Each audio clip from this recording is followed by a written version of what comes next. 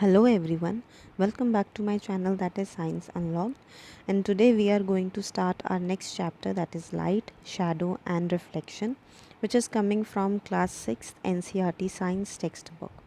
So over here the first term that we have is about the concept of light. Now we all are aware of the fact that light is actually a source of energy which is responsible for the sense of light as well as sense of sight. On the other hand, this particular component is very important with reference to survival of plants and animals as well, because it helps in the process of photosynthesis. Now, because this particular component of energy is responsible for the visibility of different material, so it enables us to see things around us easily. Now over here we will going to find out that whenever there is an absence of light or sunlight, to be more specific, comparatively we will going to have a reduced vision, and if it is totally dark we will going to have zero visibility. So it is very important to have either sunlight or any form of light for the process of visibility or the sense of sight.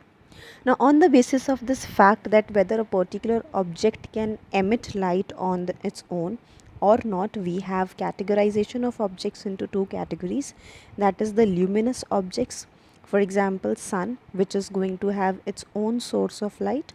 On the other hand, opposite to it, we have the non-luminous objects where they will not going to emit the light, but they will be able to reflect the light from their surface, which are called as the non-luminous objects. Now, because of the ability of non-luminous objects to reflect the light falling on them, we are able to see even those objects which are non-luminous in nature, that means which do not have their own light or the property of emitting light.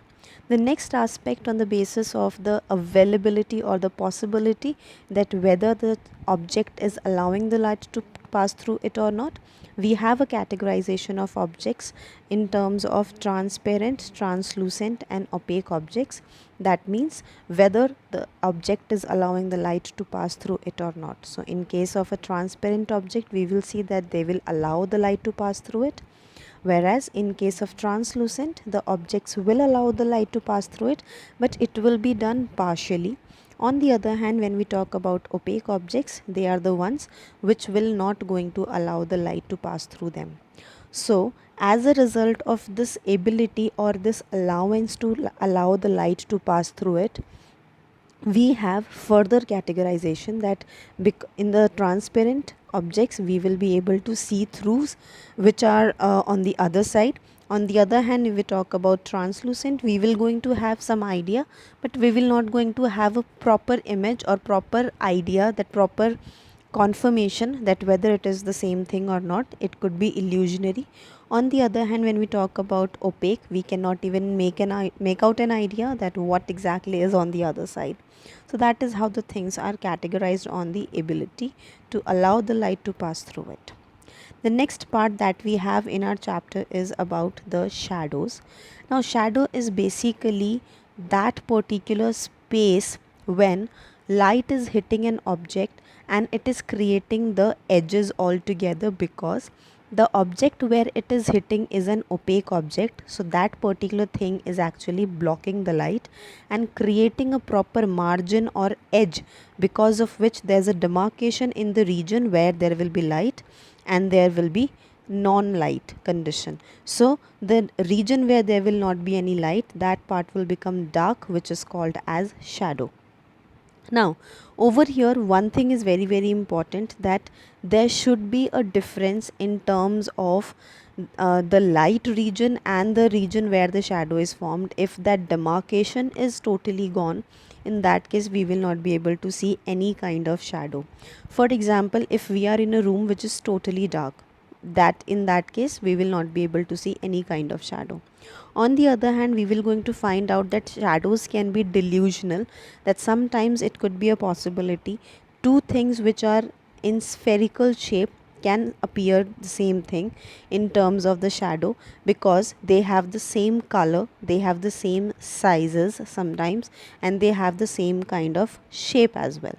So altogether we will going to found that because of the same color, because of the same size, we will going to find out, and we will going to get confused that what exactly is the object for which we are observing the shadow. Now, one thing which is important with reference to shadow is that we need to have a screen so that we can obtain the shadow. Shadow cannot be obtained in air randomly.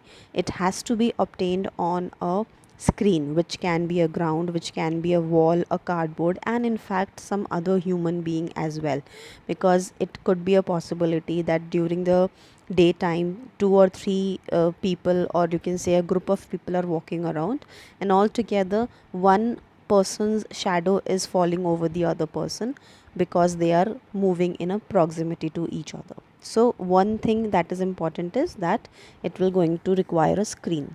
Now when we talk about the color of the shadow, we know that it is either going to be black or gray, irrespective of the fact that the object can be totally colorful or it can be a multicolored object. Now the next aspect that we have in the chapter is about the pinhole camera, which is a specific kind of camera and a primitive kind of camera where we are able to actually obtain the image of a material or of an object which is at a distance from the camera, where we are supposed to make certain constructions, and it is a primitive kind of construction where you simply require two boxes and one translucent material like butter paper or trace paper. All you need to do is that you need to make a hole on one of the box, and on the other box you will going to place the screen, and you will be able to see the image of the object which is at the distance altogether. So this is a very primitive kind of formation of image and observation of image of an object which is at some distance from the camera. But altogether nowadays we have a modified form of cameras as well that we have, and apart from that we have modification in terms of our mobile phones as well. The next aspect talks about that how exactly light travels. So the answer is that it travels in a straight line, for which I have straight away taken the example of filtering of light through the clouds, and the similar structure can be observed through the canopy of the forest as well, where we see that the light is traveling in straight line. Now to understand this particular property of light, we can actually observe it with the help of this activity, where we have just simply placed two or three cardboards with hole at the same place and observing a source of light from one end to the other end, and all together we will see that if the distance of the hole from the ground or from the base is same, then in that case we will going to find out that we will be able to observe the source of light from the other end. So altogether we can simply make out that it is actually the process where it talks about the traveling of light in straight line. Next aspect that we have is the concept of mirrors and reflection. Now mirrors are actually the material which will going to simply reflect the image which is of the object which is in front of it. So altogether we will going to say that mirrors are actually the objects which reflects the light, and that striking of light or bouncing back of light which is falling on the mirrors or any surface is called the process of reflection. Now specifically if we talk about the mirrors, we will going to find out that it will going to have polished surfaces, because of which the process of reflection become easier. On the other hand, the light which is falling onto the mirror will going to change its direction once it is reflected back. So these are certain aspects related with the process of reflection in terms of mirror. The last topic of the chapter that we have is with reference to laws of reflection, where the first law says that the line of incidence and line of reflection along with the normal will going to lie on the same plane and on the same surface. So over here in this picture, this is the incident ray and this is the reflected ray, whereas this is the perpendicular or the normal to the surface. So they all will going to lie on the same particular plane where one thing is there. The rest of the two rays will also be in the same plane. The second law talks about the equal measures of angle of incidence and angle of reflection, where we need to keep in mind that the angles will be measured along with the normal and not with the surface. So as if we are talking about the angle of incidence, we will going to measure it with incident ray and the normal. On the other hand, when we talk about the angle of reflection, it will going to be the reflected ray and the normal. So all together, whenever it is done or this reflection process is observed, we will going to find out that these two things, these two angles will going to be same or similar in measure. So this is all about the laws of reflection. One disclaimer related with laws of reflection is this, that it will always be applicable only on the regular surfaces and not the irregular surfaces. Over there we will going to see and observe that the angle can change depending on the amount of irregularity that is there in case of the surface. So this was the end of the chapter, which where we have talked about light, shadow and reflection in very brief aspect.